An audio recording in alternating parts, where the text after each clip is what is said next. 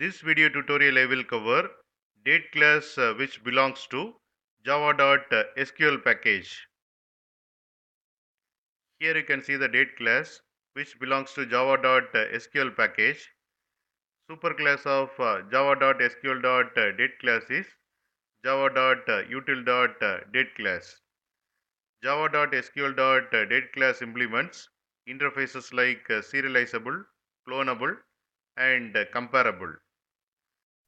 Instance of java.sql.Date class is widely used in JDBC because it represents the date that can be stored in the database. Here I have defined the class SQL date demo. Here I am getting current time in milliseconds and passing the milliseconds value in java.sql.date constructor, and it returns instance of java.sql.date class.